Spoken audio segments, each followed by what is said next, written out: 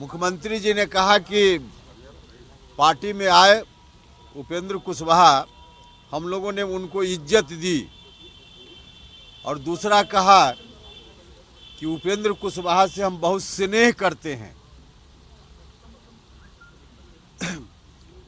अब किस तरह से इज्जत दी यह कहने का अभिप्राय या फिर कई बार सीधे तौर पे कहा भी गया कि पार्लियामेंट्री बोर्ड का अध्यक्ष बनाया, एमएलसी बनाया, इसी का मतलब निकाला जाता है कि बहुत इज्जत दी गई। देखिए, पार्लियामेंट्री बोर्ड का अध्यक्ष मुझको जरूर बनाया गया, और जब बनाया गया था तो हमको भी लगता था कि पार्लियामेंट्री बोर्ड का जो दायित्व होता है पार्टियों में, उन दायित्वों को निर्वहन करने का अवसर मुझको मिलेगा, और उस अवसर के कारण पार्टी के कार्यकर्ताओं के हितों की रक्षा हम कर पाएंगे। लेकिन बाद में पता चला कि पार्लियामेंट्री बोर्ड का जो अध्यक्ष मुझको बनाया गया तो सीधे तौर पे एक झुनझुना मेरे हाथ में थमाया गया। पार्लियामेंट्री बोर्ड का अध्यक्ष मुझको जिस दिन बनाया गया था, उस दिन पार्टी के संविधान में पार्लियामेंट्री बोर्ड के अध्यक्ष के बारे में कुछ नहीं लिखा हुआ था। बाद में संशोधन जरूर हुआ संविधान में, और उस संशोधन के हिसाब से उसमें यह बात लिखी गई कि पार्टी के राष्ट्रीय अध्यक्ष संसदीय बोर्ड के अध्यक्ष एवं सदस्यों का मनोनयन करेंगे। राष्ट्रीय अध्यक्ष मनोनीत करेंगे पार्लियामेंट्री बोर्ड के अध्यक्ष को भी और पार्लियामेंट्री बोर्ड के सदस्यों को भी। अब पार्लियामेंट्री बोर्ड का अध्यक्ष राष्ट्रीय अध्यक्ष मनोनीत करेंगे, यह बात तो समझ में आती है, लेकिन पार्लियामेंट्री बोर्ड के सदस्यों के मनोनयन का भी कोई अधिकार पार्लियामेंट्री बोर्ड के अध्यक्ष को नहीं रहेगा। यह बात पार्टी के संविधान में संशोधन के बाद भी यही स्थिति है। अब पार्लियामेंट्री बोर्ड का हम अध्यक्ष बन गए और उसके बाद हम सदस्य भी मनोनीत नहीं कर सकते हैं, इसका क्या अर्थ है?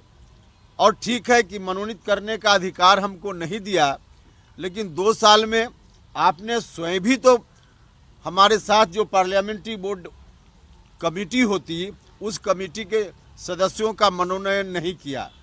तो पार्टी ने सदस्यों का मनोनयन नहीं किया और मेरे हाथ में अधिकार भी नहीं दिया, सीधे पार्लियामेंट्री बोर्ड का अध्यक्ष मुझको बना दिया गया।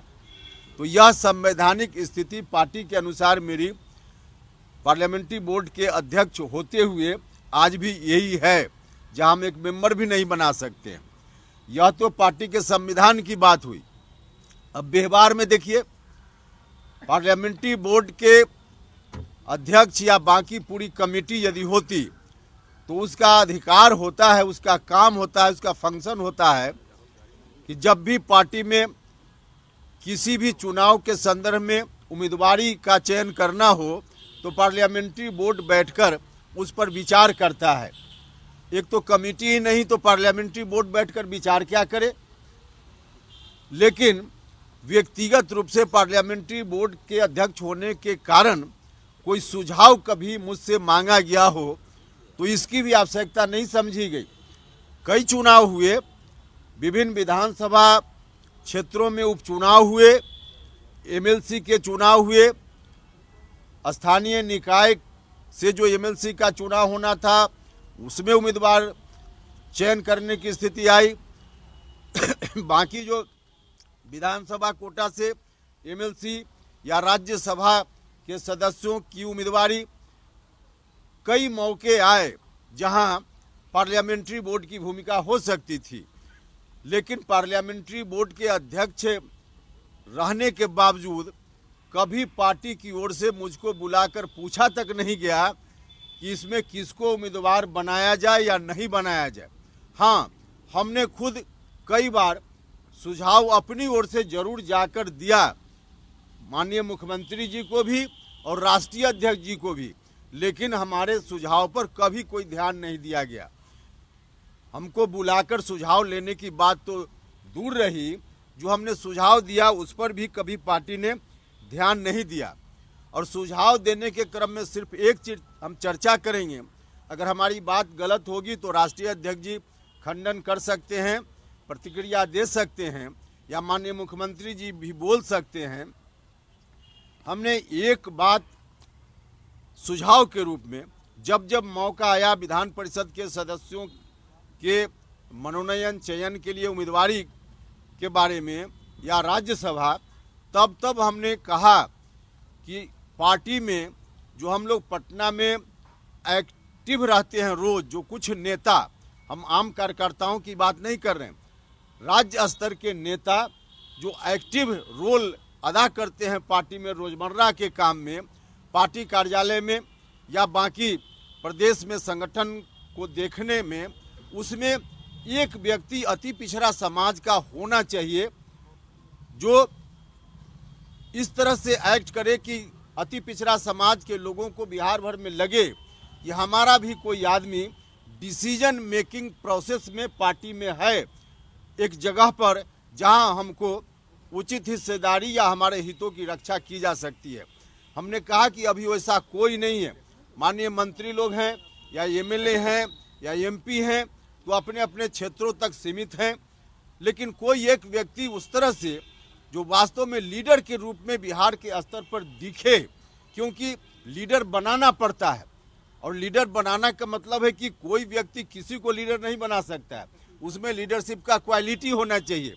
तो जिसमें लीडरशिप का क्वालिटी है, पार्टी नेतृत्व की यह जवाबदेही रहती है कि वैसे किसी व्यक्ति को ला करके पार्टी में उचित जगह पर उसको रखा जाए ताकि उस समाज के लोगों के बारे में वहाँ जरूरत के हिसाब से वकालत कोई कर सके। तो हमने कहा कि वैसा कोई व्यक्ति नहीं है, इसलिए आप किसी एक अति पिछड़ा समाज के व्यक्ति को जो पार्टी में है मजबूती से और उसके अंदर लीडरशिप का क्वालिटी है, उसमें से किसी एक व्यक्ति को आप राज्यसभा में भेज दीजिए या एमएलसी बना दीजिए ताकि पार्टी में आगे आने वाले दिनों में अति पिछड़ा समाज से भी लीडरशिप उभर सके, इससे पार्टी को लाभ होगा। हमने यह बात उनसे कही, जब मौका आया सुझाव का तो हमने उनसे यह बात कही। अति पिछड़ा समाज में हम यह नहीं करें कि पार्टी में लोग नहीं हैं, बहुत सारे लोग हैं, माननीय मंत्री लोग हैं, राज्यसभा में सदस्य हैं, लोकसभा में हैं, विधायक हैं, लेकिन अधिकांश लोग या तो अपने अपने क्षेत्रों तक उनकी जवाबदेही सीमित रहती है या माननीय मंत्री भी हैं तो उनके बारे में भी तो आप सब लोगों ने देखा ही है कि किस तरह से उनका अधिकार अपने विभाग में अधिकारी जो हैं वही चलाते हैं। माननीय मंत्री जी का कितना चलता है, अभी से 1.5 साल पहले 2 साल पहले एक बार ट्रांसफ़र का एक मुद्दा आया था तो अति पिछड़ा समाज के एक माननीय मंत्री जी ने तो इस्तीफा देने तक की बात कर दी थी। तो मंत्री के रूप में एक लीडरशिप का जो रोल होता है उस रूप में कोई लोग नहीं कर पा रहे हैं या नहीं करने दिया जा रहा है, तो किसी एक व्यक्ति को हो सकता है, जो लोग आज हैं अति पिछड़ा समाज के लोग, उन पर बहुत भरोसा मुख्यमंत्री जी को नहीं हो, तो उस रूप में मुख्यमंत्री जी माननीय मंत्री जो हैं अति पिछड़ा समाज के एमएलए एमपी हैं, उनके ऊपर अगर भरोसा नहीं हो तो जिसके ऊपर भरोसा हो उसी को किसी एक व्यक्ति को ला करके राज्यसभा की सदस्यता दे दें या विधान परिषद की सदस्यता दे दें और पार्टी के मुख्य रोल में उनको रखें, इससे दल को फायदा होगा। हमको दिख रहा था उसी वक्त से कि अति पिछड़ा समाज के लोगों में थोड़ा जो आकर्षण पार्टी के प्रति था वो आकर्षण घट रहा है। तो इस ख्याल से मैंने सुझाव दिया था पार्टी की मजबूती के लिए यह काम करना चाहिए, लेकिन इस तरह के सुझावों पर भी कोई ध्यान नहीं दिया गया और स्थिति आपके सामने है। इतने दिनों में 2 वर्षों में जो लोग भी भेजे गए राज्यसभा में या विधान परिषद में भेजे गए, ठीक भेजे गए, लेकिन उसमें एक भी अति पिछड़ा समाज का कोई व्यक्ति नहीं जा पाया। यह सुझाव मैं बार बार दे रहा था जो नहीं हो पाया। अब इस स्थिति में यह कहना कि पार्लियामेंट्री बोर्ड का अध्यक्ष बना करके हमने बहुत इज्जत दे दी, पार्लियामेंट्री बोर्ड का अध्यक्ष होने से जब हम लोगों के हितों की रक्षा ही नहीं कर सकते हैं, कभी किसी जरूरत पर समय पर जब हमारे सुझाव का कोई मतलब ही नहीं है, सुझाव लेने की बात कभी की ही नहीं जा रही है। तो पार्लियामेंट्री बोर्ड का अध्यक्ष बनना ये झुंझुना नहीं तो और क्या है, झुंझुना नहीं तो और क्या है। और इसके साथ जो दूसरी बात कही जाती है कि एमएलसी बनाया। अब उपेंद्र कुशवाहा सरकारी नौकरी नहीं कर रहा है, उपेंद्र कुशवाहा राजनीति कर रहा है।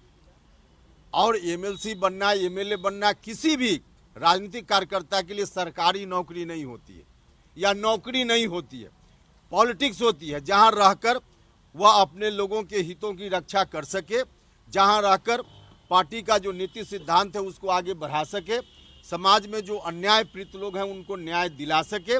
इस काम में मजबूती से कोई व्यक्ति जो भी एमएलसी का पद है या बाकी और जो पद है, वह पद कोई लक्ष्य नहीं होता है, वह साधन है, साध्य नहीं है। उस साधन का इस्तेमाल करके अपने लोगों को या जो जरूरतमंद लोग हैं या जिसके लिए पार्टी राजनीति करती है वैसे दबे कुचले शोषित पीड़ित लोगों को न्याय दिलाया जा सके। इस काम के लिए कोई भी पद, चाहे एमएलसी का हो, एमपी का हो, एमएलए का हो, तमाम पद जो है एक साधन के रूप में होता है, साध्य नहीं है। तो मुझको यह कहा जा रहा है कि एमएलसी बनने के बाद मेरा कोई अधिकार और कुछ उस रूप में जब पार्टी मानती ही नहीं है तो सीधे नौकरी करने जैसी स्थिति, और कह रहे हैं कि वही तो एमएलसी पद को मैं मान रहा हूँ कि लॉलीपॉप मुझको एक थमाया गया। और लॉलीपॉप सब लोगों को मालूम है कि राज्यसभा की सदस्यता छोड़ने में उपेंद्र कुशवाहा को एक मिनट एक क्षण का भी मलाल नहीं होता है। भारत सरकार में मंत्री पद को छोड़ते हुए एक मिनट का मलाल नहीं होता है। तो एमएलसी कौन सी बड़ी चीज़ है, एमएलसी कौन सी बड़ी चीज़ है। अभी भी लगता हो माननीय मुख्यमंत्री जी को या पार्टी को तो एमएलसी आप वापस कर सकते हैं, उसमें हमको कहाँ कोई परेशानी, कर सकते हैं। या पार्लियामेंट्री बोर्ड का अध्यक्ष ही है तो उनको लगे तो वापस कर सकते हैं, उसमें मुझको कोई परेशानी नहीं। इसके अतिरिक्त एक बात और, जो जब हमने कहा कि हम पार्टी से ऐसे नहीं जाएंगे, हम अपना हिस्सा हमको चाहिए, तो कई लोग आप में से भी और पार्टी की ओर से भी लोग कहते रहे कि हिस्सा का मतलब क्या होता है। तो हिस्सा का मतलब मैं आपको बताता हूं। जो हिस्सा कभी लालू जी ने नीतीश जी को नहीं दिया था और जिस हिस्सेदारी की बात 1994 में 12 फरवरी को पटना के गांधी मैदान में आयोजित एक रैली में नीतीश कुमार जी ने जिस हिस्सेदारी की बात की थी, जो हिस्सा लालू यादव जी से उन्होंने मांगा था, वही हिस्सा उपेंद्र कुशवाहा आज नीतीश कुमार जी से मांग रहा है। यही हमारी हिस्सेदारी है। इसी के लिए हम कह रहे हैं कि हम हिस्सा लेंगे, ऐसे नहीं जाने वाले। तो हम कहना चाहते हैं कि इस पर माननीय मुख्यमंत्री जी को विचार करना चाहिए। और पार्टी के बारे में जो हम लगातार बोल रहे हैं, जितनी बात जो हम कर रहे हैं पार्टी की मजबूती के लिए कर रहे हैं, लेकिन अभी भी पार्टी की मजबूती की दृष्टि से कोई काम नहीं हो रहा है। और कहा जा रहा है उपेंद्र कुशवाहा को कि आप ही को जाना हो तो चले जाइए। हमने कहा है कि हम ऐसे नहीं जाने वाले हैं। तो एक तरफ माननीय मुख्यमंत्री जी कह रहे हैं कि उपेंद्र कुशवाहा से प्रेम करते हैं। अब प्रेम की परिभाषा नई परिभाषा है। कोई भी व्यक्ति किसी से प्रेम करता है तो उसके नज़दीक जाना चाहता है। किसी से कोई व्यक्ति प्रेम करे, भाई भाई से प्रेम करता है तो मन में यह भाव रहता है कि भाई जिससे हम प्रेम करते हैं उसके नज़दीक रहें। और यह जो प्रेम है उसमें कहा जा रहा है हम प्रेम करते हैं लेकिन तुम भाग जाओ, तुम भाग जाओ। अब पता नहीं इस प्रेम का क्या मतलब है। तो इस तरह के प्रेम का कोई अर्थ नहीं है। एक अंतिम बात, अभी जो कल एक घटना घटी मेरे साथ, स्वाभाविक रूप से आपके मन में जिज्ञासा होगी, आप जानना चाहिएगा। तो जो घटना हुई, हम जा रहे थे, बाकी ट्वीट करके भी हमने उसकी जानकारी दी है, तो उस पर तो बहुत बताने की ज़रूरत नहीं है। लेकिन एक चीज़ सिर्फ हम आपको दिखाना चाहते हैं। घटना के बाद जो वहाँ स्थानीय पदाधिकारी की ओर से, जिसमें एसडीपीओ और एसडीओ अनुमंडलाधिकारी और पुलिस अनुमंडलाधिकारी दोनों के द्वारा जो एक प्रारंभिक जांच रिपोर्ट के नाम पर कुछ जारी किया गया है, जिसमें लिखा गया है कि उपेंद्र कुशवाहा के ऊपर कोई हमला हुआ ही नहीं है। तो हमला हुआ कि नहीं हुआ, हम सिर्फ आपको एक वीडियो 1 मिनट से भी कम का है आपको दिखाएंगे। जो वीडियो आया है, यद्यपि वह वीडियो वायरल है, उस वीडियो में साफ साफ दिख रहा है कि उपेंद्र कुशवाहा की गाड़ी के ऊपर किस तरह से लोग फेंक रहे हैं, पत्थर फेंक रहे हैं। उसके बावजूद स्थानीय जो वहाँ के अधिकारी हैं, उन अधिकारियों के द्वारा जो एक प्रारंभिक रिपोर्ट दी गई है, उस रिपोर्ट में कहा गया है कि कोई हमला ही नहीं हुआ।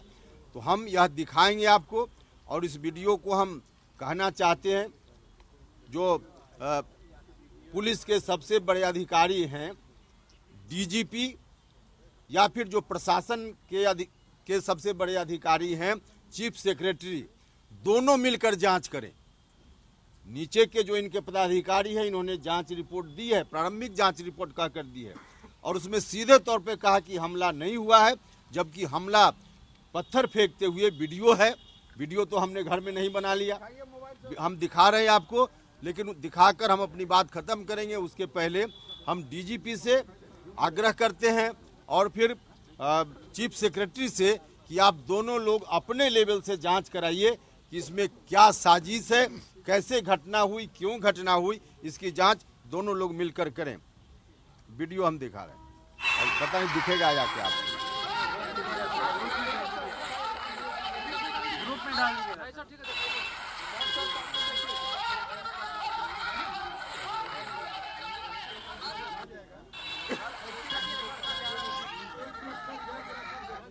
क्या करें? आपने कहा कि 94 में हिस्सेदारी की बात की थी, नीतीश कुमार ने कितना रह दी, तो लालू प्रसाद यादव ने तो हिस्सेदारी में है कि वो भाग गए, तो आप भी भागने का मन बना रहे हैं। दूसरी बात आप बता 2013 में आपने कहा था, मुझे याद है, मैं किसी के फुटपाथ पर राजनीति नहीं करता हूँ, मैं बहुत कारण है, और मैं ये लीजिए इस्तीफा देता हूँ, 3 साल पहले ही इस्तीफा दे दिया। वैसा आपका विचार है क्या? अब आपसे परामर्श कर लेंगे अलग से। हाँ तो कह तो दिए कि परामर्श कर लेंगे। अभी अब वो बात तो पब्लिक डोमेन में है, फिर हमसे क्यों पूछें? हिस्सेदारी की चर्चा होनी चाहिए। हाँ बोलिए ना।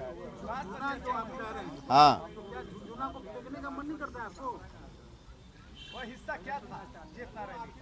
देखिए, हम अगर तुरंत झुनझुना फेंकने की बात कर, आप कह सकते हैं कि 2 साल तक झुनझुना क्यों पकड़े रहे, तो तुरंत अगर हम कर देते तो बहुत सारे लोग हैं हमारे समर्थक भी, कि उनको भी लगता कि थोड़ा मौका देना चाहिए था, क्यों तुरंत इन्होंने कर दिया। तो मौका इसलिए हम अभी तक हमने नहीं किया है, बस वही समझिए।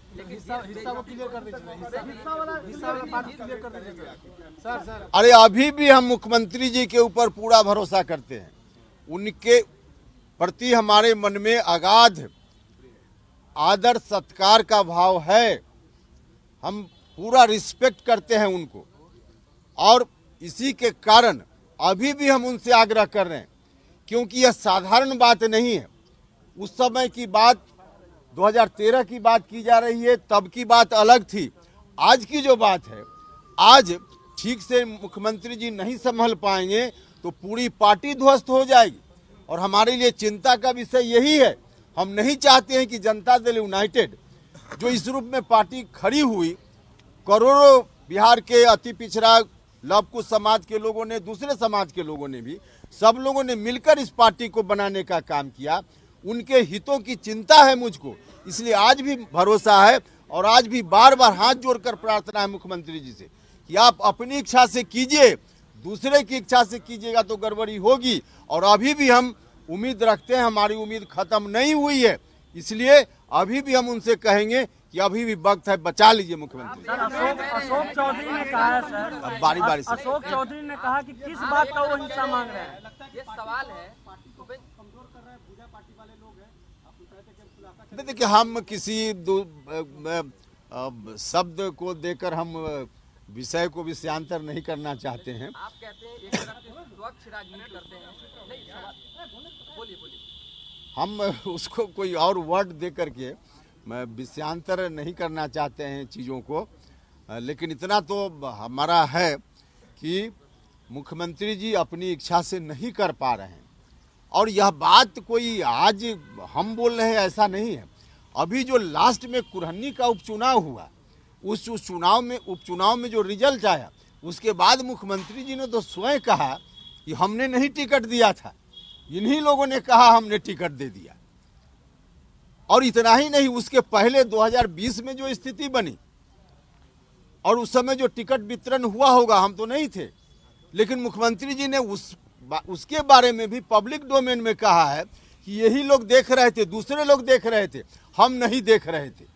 तो मुख्यमंत्री जी तो बार बार यह बात कह रहे हैं।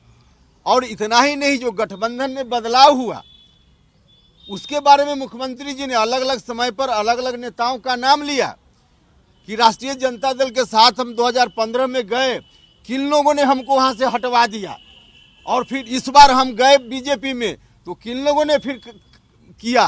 तो मुख्यमंत्री जी तो खुद ही नाम लेकर बोल रहे हैं कि हम अपनी इच्छा से नहीं कर रहे हैं। गठबंधन में बदलाव भी अपनी इच्छा से नहीं कर रहे हैं, मुख्यमंत्री जी ने कहा। टिकट वितरण में भी उन्होंने खुद कहा कि हम अपनी इच्छा से नहीं कर रहे हैं। तो फिर किसकी इच्छा से मुख्यमंत्री जी कर रहे हैं, यह तो मुख्यमंत्री जी बताएंगे। लेकिन सीधी बात है ना कि हम जो कह रहे हैं कि मुख्यमंत्री जी अपनी इच्छा से कीजिए तो ठीक रहेगा, अपनी इच्छा से नहीं कीजिएगा तो स्थिति गड़बड़ होगी। जेडीयू कमजोर हुई है सर। सवाल है, कल नीतीश जी ने एक बयान दिया है कि मैं मर जाना पसंद करूंगा, बीजेपी के साथ नहीं जाऊंगा। इस बयान को कैसे देखते हैं? इस बयान को पर मेरी टिप्पणी बहुत आवश्यक नहीं, इसलिए कि मुझसे ज्यादा आप लोग समझते हैं इस बयान का अर्थ। राजद के साथ जाना जदयू के लिए घातक है। और इस पर तो कई बार बोल चुके हैं। सर जदयू के अशोक चौधरी ने कहा है कि आपके लिए सर एक मिनट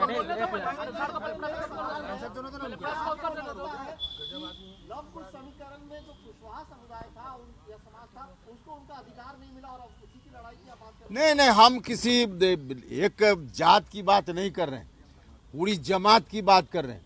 क्योंकि पूरी जमात जो एक समय इतना परेशान था और उसी को परेशानी से बाहर निकालने के लिए समता पार्टी बनी थी, अभियान चला था। और वैसे लोग आज भी परेशानी महसूस कर रहे हैं कि क्या होगा।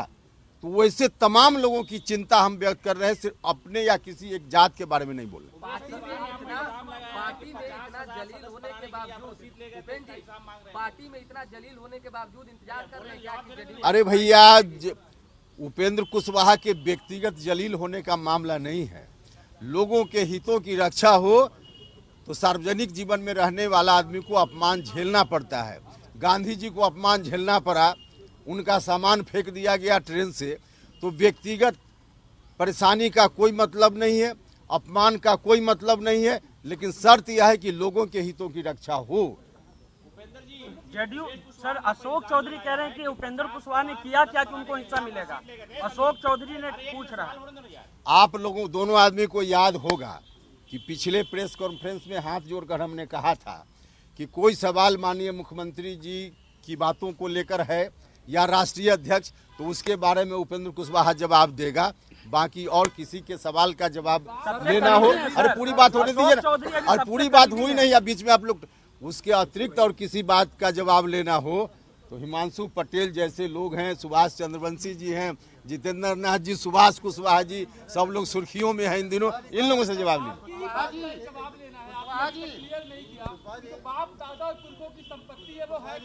सवाल है ये हम लोगों ने गौर किया है कि जिस दिन नीतीश कुमार का ये बयान आया कि 2025 में तेजस्वी यादव को आगे बढ़ाना है, उसके बाद से आपकी तलखी बढ़ी है।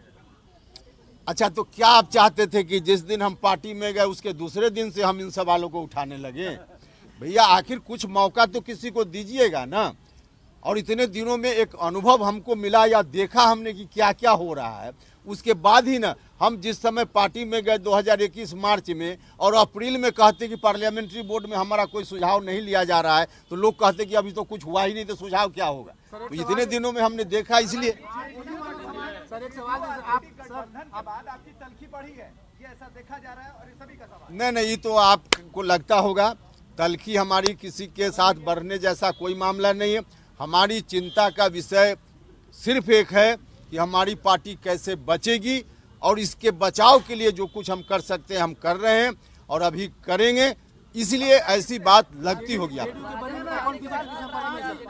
जेडीयू के वरिष्ठ कौन बीजेपी के संपर्क में है?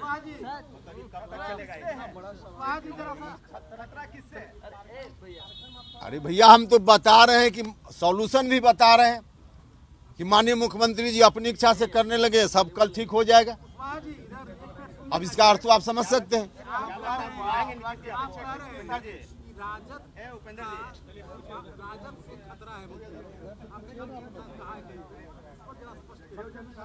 नहीं, देखिए, उस संदर्भ में हम नहीं कहा था जिस संदर्भ में उसमें आया है, उस संदर्भ में हमने वो बात नहीं कही।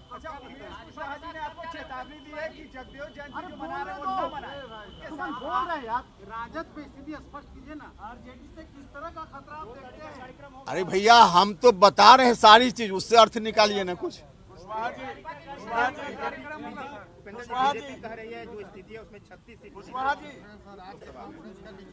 अब पता नहीं, उसके बारे में हम नहीं बता पाए। कल आप पर जो हमला हुआ उसके पीछे किसकी साजिश है? अब देखिए, वो तो वीडियो सब वायरल है कई तरह का, उसको देखकर कोई अंदाज लगा सकता है, नंबर 1। नंबर 2, इसी के लिए तो हम कह रहे हैं डीजीपी को और चीफ सेक्रेटरी को, हम नहीं कह रहे बिहार सरकार से बाहर के किसी अधिकारी को, हम तो कह रहे हैं कि चीफ सेक्रेटरी और डीजीपी दोनों लोग जांच कर लें, पता चल जाएगा कि क्या मामला है।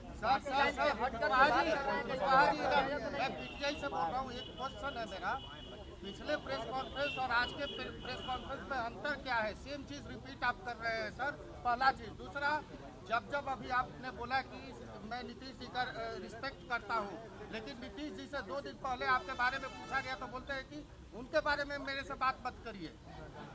तो हम तो बताए सारी जो चीजें जो आप बता रहे हैं, उसके उसी पर तो बोले हैं इतनी देर। सर, आपको पता था समता पार्टी को इन्होंने धोखा दिया है, गौर साहब जैसे आदमी से धोखा भी, आप उनके पार्टी में शामिल हो गए। ऐसे सवालों का जवाब हम पहले दे चुके। सर एमपी बने रहिएगा सर। आप कह रहे हैं कि झुंझुनू थमाया गया आपको 2025 के बाद, क्या आपको लगता है कि तेजस्वी यादव को भी नीतीश कुमार झुंझुनू थमा देंगे? आप लोग इतनी हड़बड़ी में क्यों हैं कि 25, 30, 40, 50 सबका सवाल अभी पूछ रहे हैं? एक बात सिर्फ अंत में हम आपको बताना चाहते हैं, एक बात बताना चाहते हैं कि 2 फरवरी को जगदेव बाबू की जयंती पर कार्यक्रम हमारे साथियों ने एक सामाजिक संगठन जो महात्मा समता परिषद है उससे तय किया है। हर जिला में यह कार्यक्रम होगा। हमारे साथी सब जगह तैयारी में लगे हुए हैं और यह कोई राजनीतिक कार्यक्रम नहीं है, सामाजिक कार्यक्रम है। तो सामाजिक संगठनों के माध्यम से अपने अपने पूर्वजों को, तो उस रूप में 2 फरवरी का कार्यक्रम मजबूती से बिहार भर में होगा।